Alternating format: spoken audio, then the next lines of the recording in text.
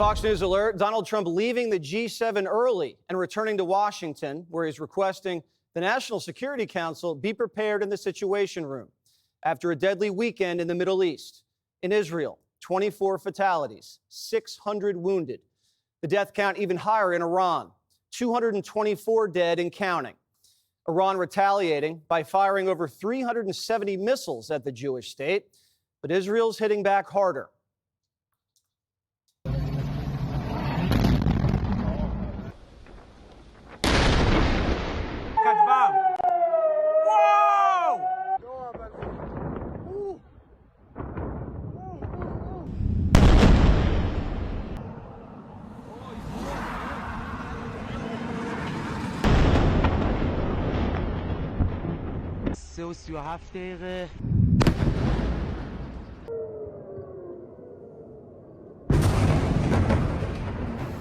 Overnight, Iranian missiles struck an Israeli oil refinery and a power grid.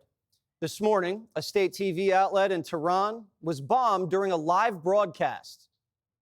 آنچه که ملاحظه کردید، صدایی که شنیدید، فضای غبارآلود استادیوم.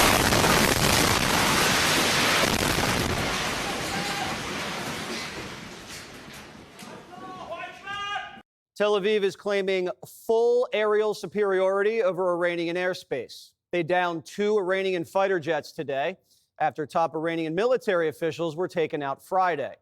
Israel says they've already destroyed a third of Iran's missile launchers, and nuclear sites are getting pummeled so badly that residents are being warned of radiation spillage.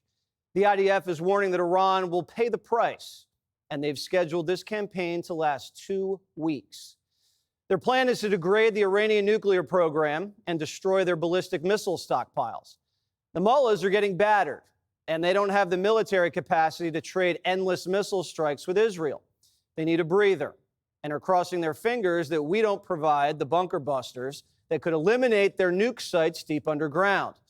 So they're begging Trump to come back to the negotiation table, hoping that the U.S. doesn't get involved militarily and that Netanyahu will take his finger off the trigger.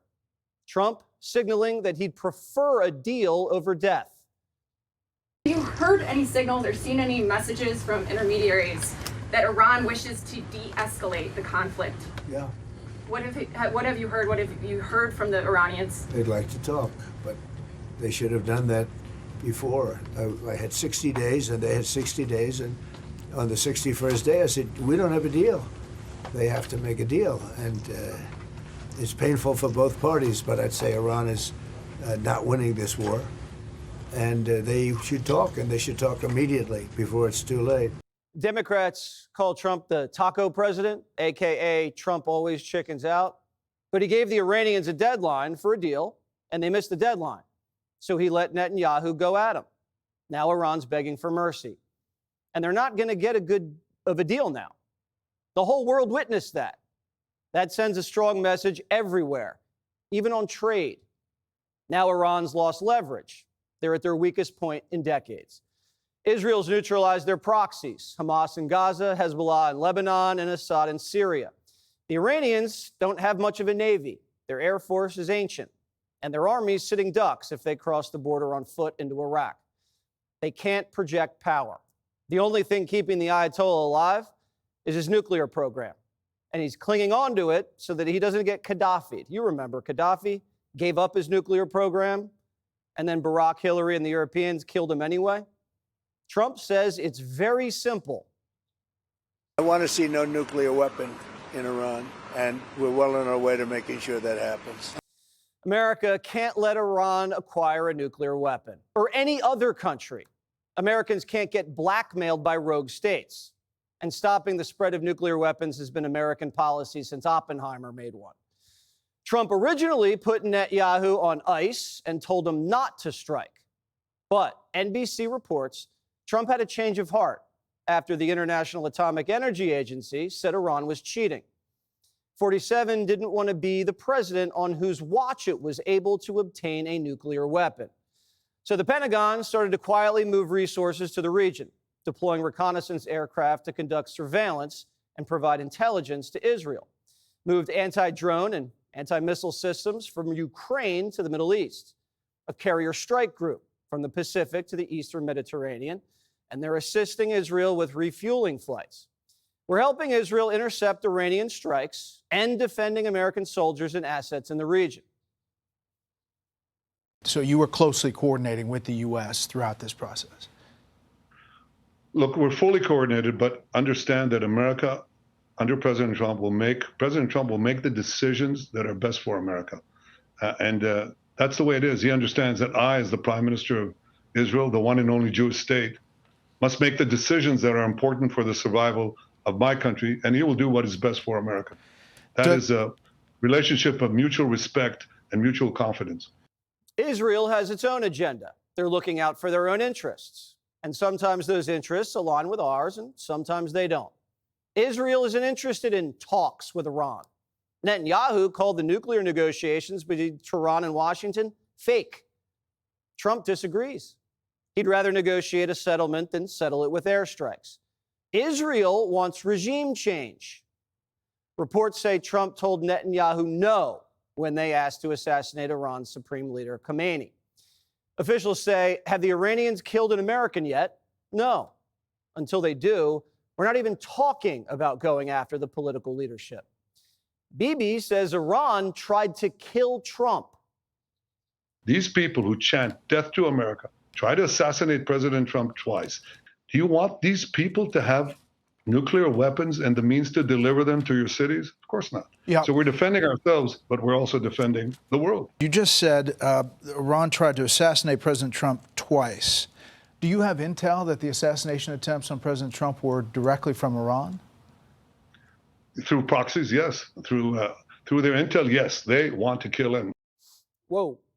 Well, we know Iran tried to kill Trump, but we never knew Ruth and Crooks were Iranian proxies. Either Netanyahu just shared intelligence that hasn't been shared with the American people, or he's spinning. Remember, there's always propaganda when missiles are flying. And as critical as it is to prevent Iran from having a nuclear weapon, we've seen the risks of regime change. What comes next is the question. Iran's a theocracy. You can take out the Ayatollah, but there's still 30,000 radical clerics. You can't kill them all. So who takes over after a decapitation strike? Someone even more dangerous? Does the country disintegrate into militia infighting? Do insurgents take over the oil sector? Do jihadists pour in from all over the world and force Iranian refugees to pour out? And then who takes them? Israel doesn't have to manage that chaos. That'll fall to the United States. We've overthrown Iranian leaders before. We installed the Shah, and he was a great ally against the Soviets and kept the oil flowing. But he was so unpopular, there was a revolution, and these fundamentalists took over. Their paramilitary groups laid siege to the region, and they started enriching uranium. It's who we're dealing with now.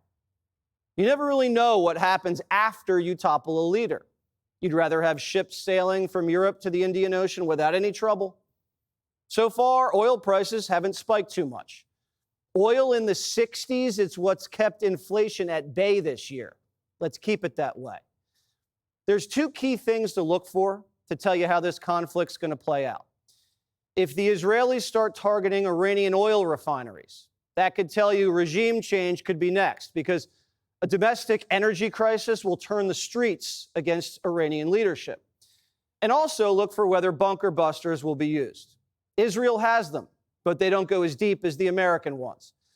And if the U.S. delivers them to Israel or uses them ourselves, that'll cripple the only card Iranians have left, and could lead to the Iranians lashing out wildly in a last-ditch effort to preserve their power. Or it could force them to sign a settlement where they swear off enrichment. Or the settlement opens up their country for inspections so invasive that it makes it almost impossible for the regime to retain legitimacy and hurts their ability to control their own population, which is their main goal.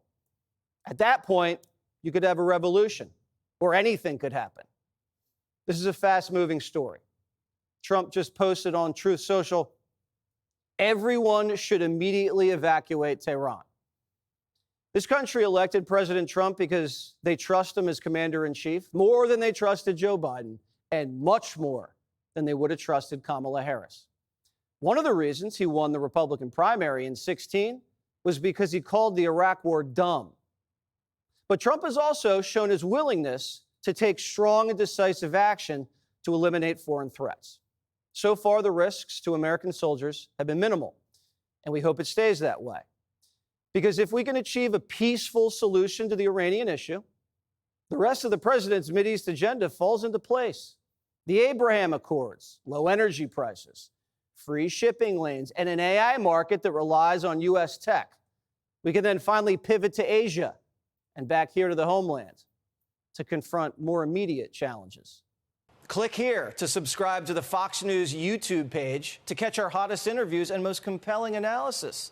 You won't get it anywhere else.